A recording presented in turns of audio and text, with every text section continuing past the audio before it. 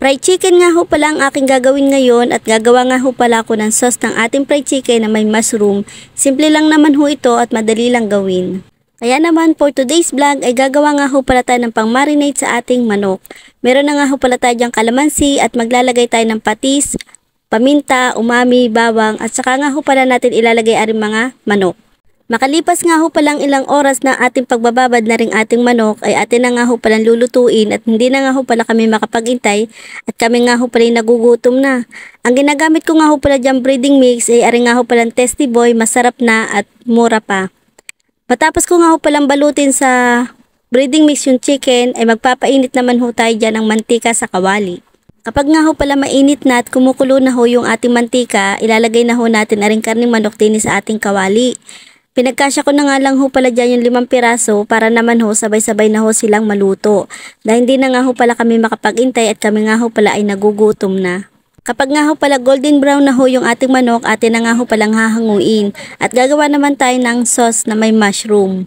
Margarine nga lang ho palang ginamit ko diyan, tapos ilagay na ho natin aring mushroom. Halu-haluin lang ho natin at maglalagay tayo dyan ng tubig.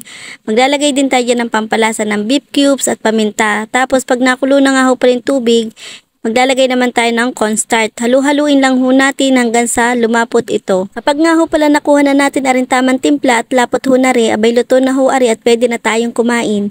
Tara mga kalinggit, kain ho tayo din eh. Ano pa bang iniintay nyo at kumuha na ho kayo dyan ng kanin na mainit o bahaw man. Abay masarap na ho ari diyan. Marami naman ho ako niluto kaya naman ho saluhan nyo ako din kumain. Yung pagkakaluto ko nga ho pala sa chicken ay hindi nga ho pala masyadong crispy. Dahil siguro nga ho pala ay minarinate natin. Pero yung lasa naman ho talaga ay masarap dahil dikit na dikit nga ho pala yung pagkakamarinate natin sa chicken. Yung pagkakagawa ko naman ho sa sauce ay tamang-tama naman ho at kombinasyon talaga dito sa ating fried chicken. At talaga mapaparami na naman ho ako ng kain niyan. Kahit gustuhin ko naman ho mag-diet, abay hindi naman ho ako makapag-diet pag ganito naman ho kasarap yung aking ulam. Ay siya, hanggang dito na lang ho yung aking vlog at salamat ho sa inyong panonood at support.